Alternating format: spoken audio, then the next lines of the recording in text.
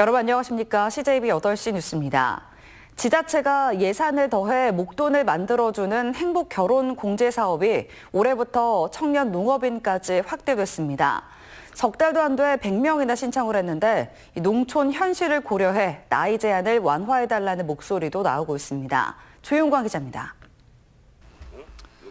대학 졸업 뒤 아버지를 따라 포도와 고추, 옥수수 등 육묘 농업에 뛰어든 26살 이대산 씨. 고민거리 중 하나였던 결혼 자금 문제를 행복결혼공제에 가입하면서 해소할 수 있게 됐습니다. 매달 30만 원만 내면 지자체가 30만 원을 더해 5년 뒤 목돈 3,800만 원이 들어오기 때문입니다. 그 기간 동안 농업에 종사해야 하고 6년 안에 결혼을 해야 한다는 조건입니다. 현재 지금 여자친구가 있는데 이제 결혼하는 거에 대해서 목돈에 대한 부담도 덜었고 아버지랑 이제 농업 경영에 대해서 더욱더 전념할 수 있을 것 같습니다.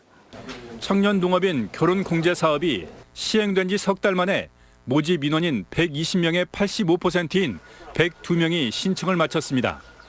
돈이 없어 결혼을 포기하는 일이 없게 하고 젊은 농촌을 만들자는 정책이 현장에서 호응을 얻고 있습니다. 하지만 제도 개선 목소리도 있습니다. 농촌 현실을 고려해 현재 40살 이하인 참여 연령을 높이자는 겁니다. 농업지역 특성상 40대 이상의 그 미혼자분들이 상당히 많습니다. 이제 그분들이 다 이제 사업 수혜자로 혜택을 좀 받을 수 있도록 나이 제한 부분에서 좀 완화가 돼야. 청년 근로자에 이어 청년 농업인으로 확대된 충북 행복결혼공제 사업. 사업 초기 뜨거운 반응 속에 실제 얼마나 많은 인원이 조건을 충족해 혜택을 받을지도 관심사입니다. CJB 뉴스 조윤광입니다. 충북도는 오는 15일부터 도내 224만여 필지의 개별 공시지가 산정 결과에 대한 열람과 의견 접수를 시작합니다. 산정 결과는 충북도 홈페이지와 부동산 공시가격 알림이, 읍면동 민원실 등에서 열람할 수 있으며 의견이 있는 토지 소유자는 해당 시군 담당 부서에 제출하면 됩니다. 최종 개별 공시지가는 오는 5월 31일 결정되며 이의 신청은 7월 2일까지입니다. 미세먼지의 원인 가운데 하나로 꼽히는 충북 노후 경유 차량들의 조기 폐차가 증가하고 있는 것으로 나타났습니다. 도내 노후 경유 차량 조기 폐차 대수는 지난 2017년 1,408대에서 지난해 2,416대로 71%가량 증가했습니다. 충북도는 올해 노후 경유차 조기 폐차 목표를 지난해보다 크게 늘린 6,600대로 설정했습니다.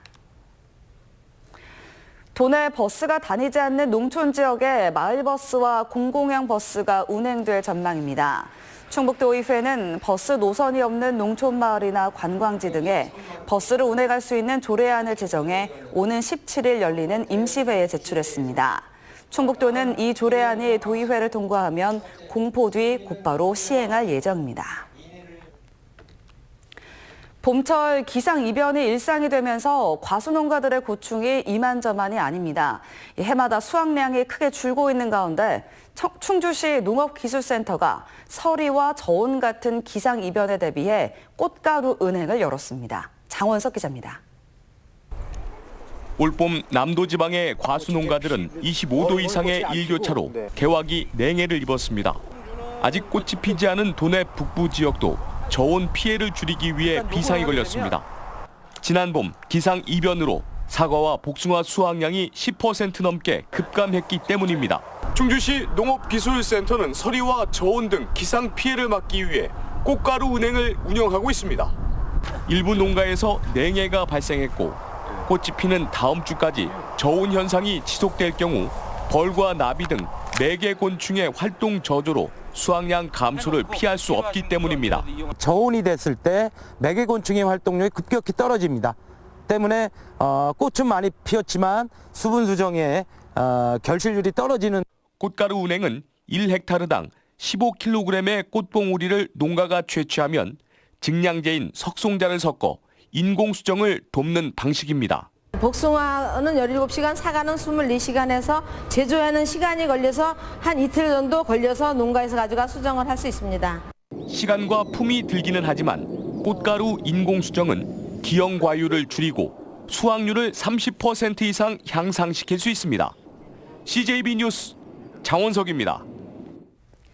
청주시가 지역화폐 발행을 통해 지역 경제 활성화와 소상공인 살리기에 나섭니다. 시는 청주 내 가맹점으로 등록된 관내 전통시장과 상점 등에서 사용할 수 있는 상품권 관련 조례를 입법 예고했습니다. 해당 조례안이 오는 5월 청주시의회 임시회를 통과하면 올 하반기부터 상품권을 발행할 계획입니다.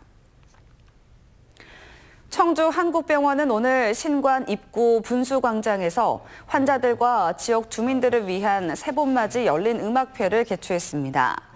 오늘 음악회에서는 대학가요제 출신인 청주 열린콘서트 양광진 대표와 노래패 뜰랑마랑 등이 함께해 지역 주민들과 환자들에게 힐링이 되는 음악을 선사했습니다. 청주영덕경찰서는 초등학교 여학생과 여중생을 납치하려고 한 39살 장모 씨를 붙잡아 조사하고 있습니다. 장 씨는 지난 9일부터 이틀에 걸쳐 청주시 오송읍 길가에서 7살과 13살 여학생에게 자신의 집에 가자며 납치하려 한 혐의를 받고 있습니다. 경찰은 장 씨에 대해 구속영장을 신청할 예정입니다. 청주지방법원은 이혼한 전 부인이 재결합을 거부한다는 이유로 상습적으로 창문에 돌을 던진 50대에게 징역 1년에 집행유예 2년을 선고하고 보호관찰을 명령했습니다. 피고인은 지난 2월 전 부인이 살고 있는 청주의 한 주택에 상습적으로 돌을 던져 창문을 부순 혐의 등으로 재판에 넘겨졌습니다. 끝으로 날씨입니다. 오늘 충북 지역은 대체로 맑은 날씨를 보인 가운데 오후 들어 곳에 따라 다소 강한 바람이 부는 곳이 있었습니다. 내일은 기압골의 영향으로 도내 대부분 지역에서 아침부터 5에서 20mm가량의 비가 내리겠습니다. 청주기상지청은 비와 함께 바람이 강하게 불면서 낮 기온이 평년보다 4에서 6도가량 떨어지겠다며 건강과 시설물 관리에 유의해 줄 것을 당부했습니다. 이상으로 CJB 8시 뉴스를 마칩니다. 고맙습니다.